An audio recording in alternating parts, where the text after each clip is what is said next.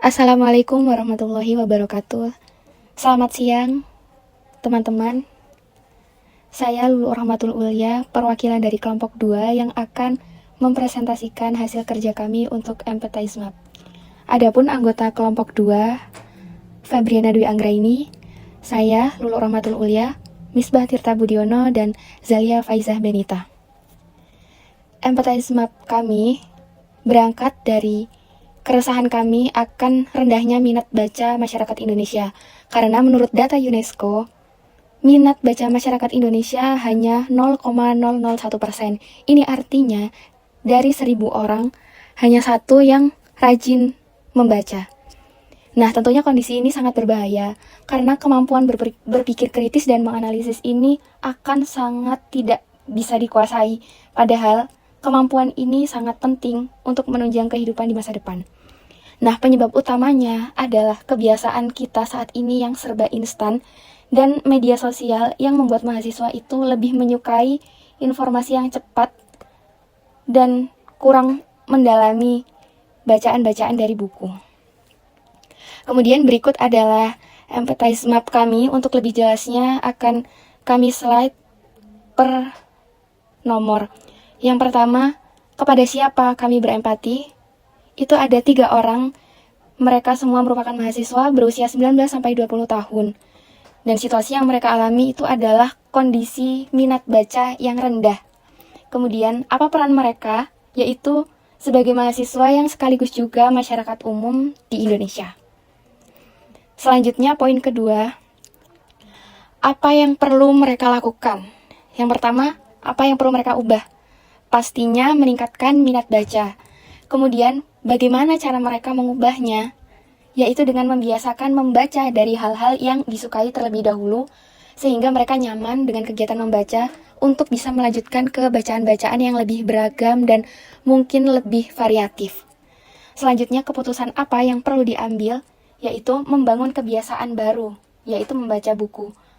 Karena ketika sudah menjadi kebiasaan, kita tidak akan perlu memaksa diri kita karena sudah akan berjalan secara otomatis. Selanjutnya, bagaimana indikator kita mengetahui bahwa mereka berhasil meningkatkan minat baca? Yaitu yang pertama, peningkatan statistik bacaan, kemudian kualitas membaca, dan tentunya peningkatan wawasan. Selanjutnya, poin ketiga, apa sih yang mereka lihat? Pertama, buku-buku di sekitar mereka itu seperti apa? Nah, ternyata genre buku yang kebanyakan ada di sekitar narasumber kami atau user kami itu adalah buku-buku yang kurang sesuai minat dan kurang menarik bagi mereka. Selanjutnya, apa sih yang lebih sering mereka lihat? Yang pertama adalah distraksi dari gawai yang memberikan kepuasan instan. Mereka lebih sering melihat game, kemudian musik, dan media sosial. Selanjutnya, berapa buku yang ada di rak mereka?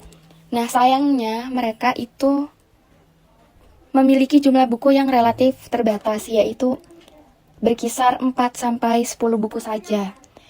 Selanjutnya, poin keempat, apa yang mereka katakan? Nah, di sini dari ketiga user, mereka bersepakat bahwa membaca itu adalah kegiatan yang sangat penting. Selain itu, mereka juga mengatakan bahwa buku-buku yang mereka sukai adalah cerita fiksi, berupa novel yang temanya itu misalnya petualangan, fantasi, dan kisah-kisah yang viral yang biasanya diadaptasi dari Wattpad atau bacaan online lainnya. Selanjutnya, apa saja yang mereka lakukan? Yang pertama adalah mereka memang membaca meski relatif sedikit.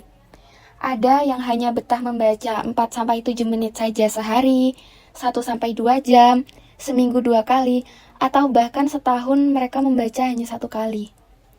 Selanjutnya yang mereka lakukan lainnya adalah mengerjakan hobi mereka seperti main game, memasak, dan lainnya.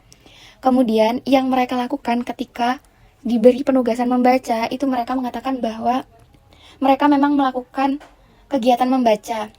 Akan tetapi mereka melakukan hal itu dengan perasaan yang terpaksa karena ya mungkin kurang terbiasa dengan membaca itu tadi. Yang keenam adalah apa yang mereka dengar. Pertanyaannya, apa yang didengar dari orang tua, dosen, atau teman-teman mereka mengenai pentingnya membaca dan bagaimana pendapat itu mempengaruhi mereka. semuanya dari ketiga user itu mengatakan bahwa mereka mendengar orang-orang tersebut memberi nasihat mengenai pentingnya membaca, anjuran membaca, dan mereka dampak yang ditimbulkan ke dalam diri mereka itu beda-beda. Ada yang berhasil mengubah dalam jangka pendek, misalnya hanya bersemangat ketika mereka masih mengingat nasihat itu, dan keesokan harinya atau beberapa hari setelahnya mereka sudah melupakan tentang motivasi-motivasi mengenai pentingnya membaca itu. Nah, selanjutnya yang terakhir adalah apa yang mereka pikir dan rasakan. Dari tantangannya, apa sih tantangan membaca buku buat mereka? Yang pertama adalah rasa malas karena mereka lebih menyukai scroll sosmed maupun main game. Selanjutnya, ada yang lebih suka mendengar karena mereka merasa bahwa bahasa yang ada di dalam buku itu terkesan kaku dan beberapa topik juga kurang mereka sukai. Selanjutnya, apa target yang kami harapkan yang nantinya kami harap mereka bisa? Yang pertama adalah semangat membaca meningkat, konsentrasi meningkat, pengetahuan bertambah, dan menjadi tentunya lebih keren karena suka membaca buku. Terima kasih, itu tadi adalah penyampaian hasil dari wawancara dan diskusi kami mengenai Empathize Map yang telah kami susun. Mohon maaf apabila terdapat kekeliruan atau salah ucap. Terima kasih sudah menyimak videonya. Saya akhiri, wassalamualaikum warahmatullahi wabarakatuh.